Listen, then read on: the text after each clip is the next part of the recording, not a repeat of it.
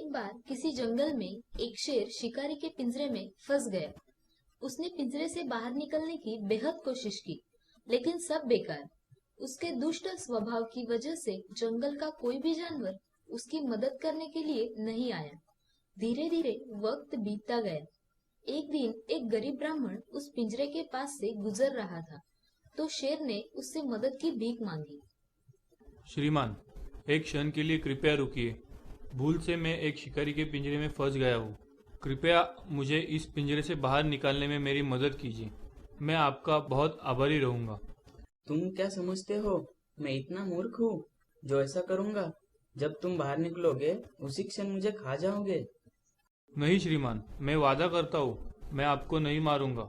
अगर आप मेरी मदद करोगे तो मैं आपको एक अनमोल रतन दूंगा, जिससे आप अपनी मनोकामना पूरी कर सकेंगे। ब्राह्मण को ये सुनते ही शेर पे दया आई। उसने शेर को पिंजरे से बाहर निकाल दिया। शेर ब्राह्मण के करीब आकर बोला, प्यारे ब्राह्मण, क्या आप मेरे साथ आकर अपना पुरस्कार नहीं लोगे? नहीं नहीं, मुझे कोई पुरस्कार नहीं चाहिए। तुम जल्द अपने परिवार के पास जाओ, वो बहुत ही चिंतित होंगे। प्यारे ब्राह्मण, रुको और मेरी बात सुनो। मैंने 2 दिन से कुछ भी नहीं खाया है।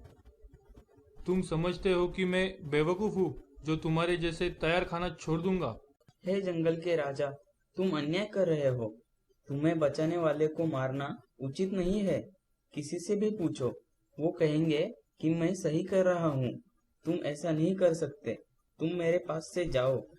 हाँ, मारना और खाना मेरे स्वभाव का हिस्सा है। हर कोई ये जानता है। मेरा ये करना उचित है। किसी से भी पूछ लो। तुम्हें 1 घंटे का समय देता हूँ, साबित करके दिखाओ, वरना आज दोपहर की खुराक मेरी तुम बनोगे। मेरे ख्याल से शेर सही कह रहा है। आदमी बहुत ही मतलबी होता है। अब मुझे ही देखो, मैं थके मुसाफिरों को छाया देता हूँ और रुकने के लिए जगह देता हूँ। फिर भी जलाने के लिए ये हमारी टहनियाँ काटते हैं और जानवरों को खिलाने के लिए ये हमारी पत्तियाँ तोड़ लेते हैं। जब आदमी इतना मतलबी हो सकता है तो शेर का होना क्या बुरा है? मेरे ख्याल से शेर ऐसा कर सकता है तो उसका करना सही है।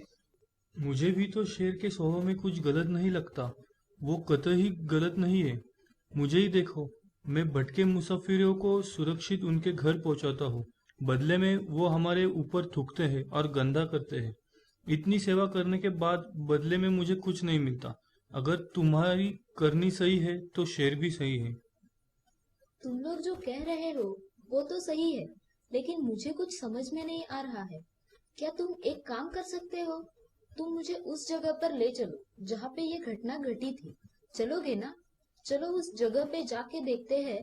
उस जगह को देखने के बाद ही मैं फैसला दे सकता हूँ। क्यों ब्राह्मण, चले? कोई बात नहीं, हमारे साथ आइए।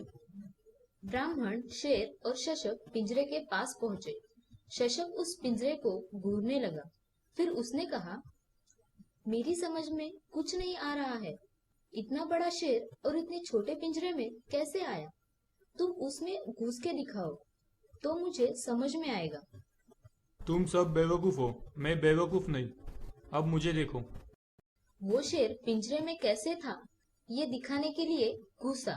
चालाक शशक ने तुरंत अपना दिमाग लगाया और ब्राह्मण से कहा, जरा दरवाजा बंद करके तो दिखाओ। शेर पिंजरे में फिर से बंद हो गया। तब शशक ने पूछा, क्यों ब्राह्मण, तो शेर यहाँ पे था जब तुमने उसे देखा? हाँ। चलो ब्राह्मण, हम अपने अपने घर चलते हैं। इस दुष्ट शेर को पिंजरे में ही रहने दो। जंगली जानवरों पे कभी भरोसा नहीं करना चाहिए। चलो चलते हैं। धन्यवाद, बहुत धन्यवाद। मुझे इस खतरनाक जंगली जानवर से बचाने के लिए धन्यवाद, बहुत बहुत धन्यवाद। ब्राह्मण और शशक अपने अपने रास्ते चले गए और दुष्ट शेर उस पिंजरे में फिर से बंद हो गया। बच्चों, इस कहानी की खास बात ये है, आपने देखा उस शेर का क्या हुआ?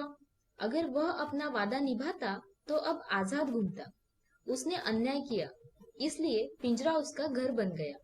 अगर आप किसी से वादा करो तो निभाओ, ठीक है?